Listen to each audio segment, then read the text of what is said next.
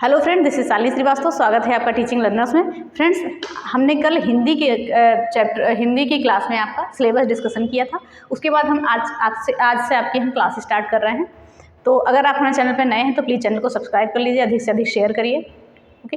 क्योंकि ये KVS PRT की हम यहाँ आपको 30 में 30 की तैयारी कराएंगे, ओके। आपके यहाँ से 30 में 30 की तैयारी होगी और चीज़ें हम एकदम डीप में देंगे, एकदम बेसिक से देंगे। अगर आपने पहले हिंदी पढ़ी है तो भी आपका फ़ायदा होगा, नहीं पढ़ी है तो भी फ़ायदा होगा, कोई दिक्कत नहीं। क्योंकि 10 हमारा भाषा का और 20 सब्जेक्ट कंसर्न के और 30 ये नंबर आपकी बहुत ज़्यादा एग्जाम में भूमिका निभाएगी। तो हम पहले क्या देखते हैं, पहले हम यहाँ पर शब्द रचना देखेंगे। आज हम यहाँ पर आपकी शब्द रचना देखेंगे और शब्दों का वर्गीकरण करेंगे कि किसके आधार पर शब्द कितने प्रकार के होते हैं, क्योंकि सीधे सीधे संख्याएं पूछ ली जाती हैं कि किसके आधार पर शब्द कितने प्रकार के होते हैं। तो आज हम सभी चीज़ों का वर्गीकरण देखेंगे, उसके बाद कल से हम क्लास स्टार्ट करेंगे। तो आइए देखते हैं शब्द रचना, किसके आधार पर शब्द कितने प्रकार के होते हैं और कौन कौन से शब्द होते हैं, हमें शब्दों के अंतर्गत क्या क्या पढ़ना है, तो उन सभी चीज़ों को देखना है। तो पहले हम लिख लेते हैं, नहीं तो टाइम ज़्यादा लगेगा। तो पहले हम लिखते हैं, फिर आते हैं। तो हम देखते हैं शब्द। अब देखते हैं हमने शब्द को कितने प्रकार से बांटा है और कितने आधारों पर बांटा है।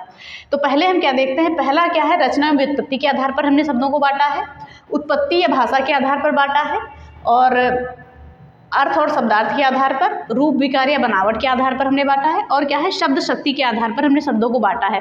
तो इतने तरीके से आप देख रहे होंगे कि हमने शब्दों को बांटा है और सारी चीज़ें हमें पढ़नी है, क्योंकि वैसे भी हमें सारी चीज़ें पढ़नी है। तो हम इन चीज़ों को एक जगह समझ के फिर एक एक चीज़ को हम एक एक क्लास में इसको कंप्लीट करेंगे।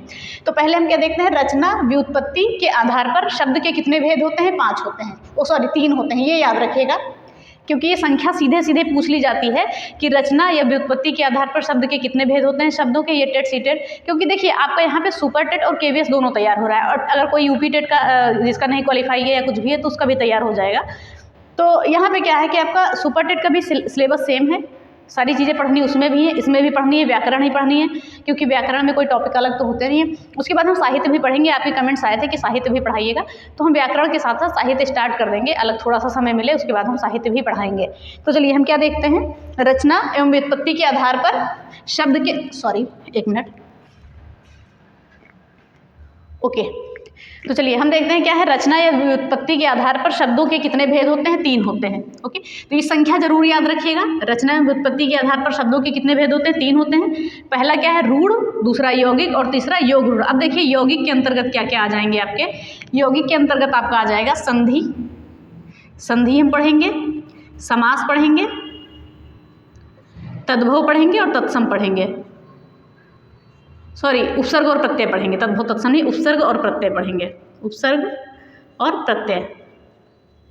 तो ये हम यौगिक के अंतर्गत इन 4 टॉपिक को भी पढ़ेंगे। क्या क्या है देखिए रचना व्युत्पत्ति के आधार पर, रचना या व्युत्पत्ति के आधार पर शब्दों के 3 भेद होते हैं, रूढ़, यौगिक और योग रूढ़, जिसमें हम यौगिक के अंतर्गत पढ़ेंगे संधि, समास, उपसर्ग और प्रत्यय को। तो इन चीज़ों को हम जानेंगे। फिर आगे हम देखते हैं कि उत्पत्ति या भाषा के आधार पर शब्दों के कितने भेद होते हैं।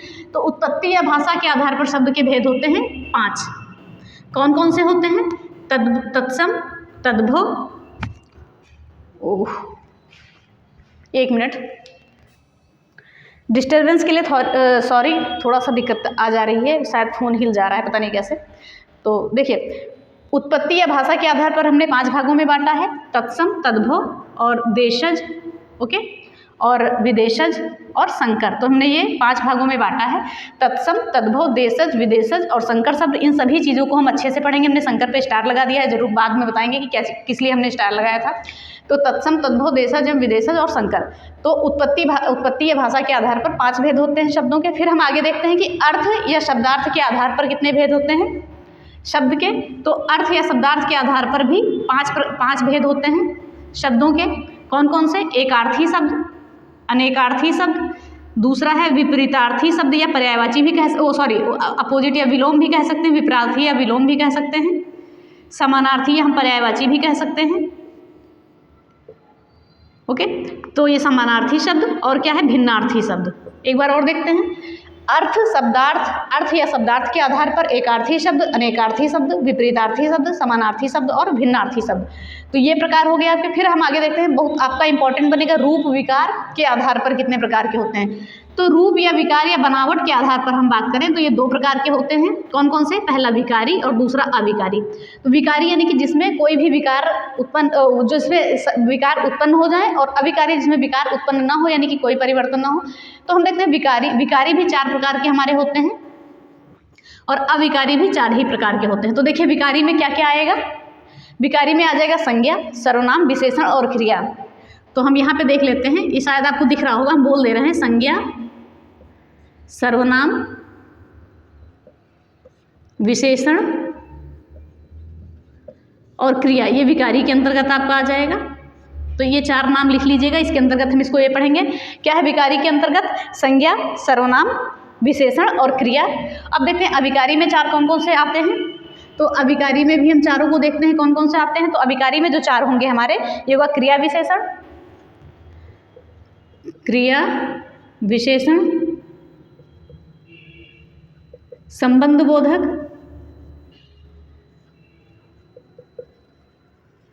समुच्चय बोधक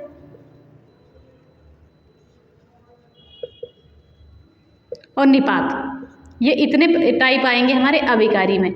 निपात तो आप जानते ही होंगे कि जब कभी किसी भी उसमें शब्दों पर जोर देते हैं तो वो चीज़ें बन जाती हैं। तो क्या हो जाता है? क्रिया विशेषण, संबंध बोधक। ओके, ये निपात अलग से है। एक चीज़ और हम इसको नीचे लिखते हैं पहले। तो पहले हम यहाँ पे लिखते हैं विस्मयादि बोधक आ जाता है इसमें। ओके, विस्मयादि बोधक शब्द।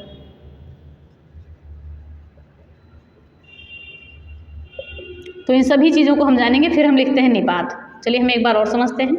देखिए ये हमने इसको संख्या में नहीं काउंट किया, हम 4 ही प्रकार के कर रहे हैं। तो क्रिया विशेषण, समुच्चय बोधक, संबंध बोधक, समुच्चय बोधक और विस्मयादि बोधक, और निपात हमने अलग से ले लिया है। ओके, तो चलिए हम एक बार और देखते हैं। रूप, विकार या बनावट के आधार पर, रूप के आधार पर या विकार के आधार पर या बनावट के आधार पर शब्द 2 प्रकार के होते हैं, विकारी शब्द और अविकारी शब्द। विकारी शब्द 4 प्रकार के होते हैं, संज्ञा, सर्वनाम, विशेषण और क्रिया। और अविकारी शब्द ये भी 4 प्रकार के होते हैं, क्रिया विशेषण, समुच्चय बोधक, संबंध बोधक, विस्मयादि बोधक, और लास्ट में एक निपात आता है, इसको हम संख्या में नहीं गिनते हैं। फिर लास्ट में हमारा क्या है? शब्द शक्ति के आधार पर। ओके, ये भी याद रखिएगा, शब्द शक्ति के आधार पर 3 प्रकार के होते हैं। कौन कौन से? अभिधा, लक्षणा और व्यंजना, ये 3 प्रकार के शब्द होते हैं। तो इन सभी शब्दों को हम जानेंगे अच्छे से। एक बार हम और देखते हैं। तो आप लोग को जरूर ये अच्छा समझ में आया होगा। एक बार स्क्रीनशॉट ले लीजिए, हम हट जाते हैं। ओके, तो ये जरूर समझ में आएगा कि किसके आधार पर शब्दों के कितने भेद होते हैं, क्योंकि सीधे सीधे आपके एग्जाम में पूछे जाते हैं। और KVS में भी ऐसा कोई बहुत हार्ड क्वेश्चन आपके नहीं पूछे जाएंगे, लेवल से पूछे जाते हैं सारे क्वेश्चन जो आपके बताने वाले होते हैं, क्योंकि आपने पिछले पेपरों को भी देखा है, कोई बहुत ही कठिन पेपर नहीं आता है हिंदी का आपका। तो हम फिर से एक बार इसका रिवीजन करते हैं, क्योंकि देखिए हम रिवीजन इसलिए यहाँ क्लास में ही 2-3 बार कर लेते हैं कि आपको क्लास में ही चीज़ें याद हो जाए, फिर आपको बार बार याद ना करनी पड़े। तो देखिए हमने क्या पढ़ा है आज? शब्द रचना पढ़ा है। शब्द रचना में पहले हमने शब्दों को विभाजित किया किस किस के आधार पर, एक बार और देखते हैं।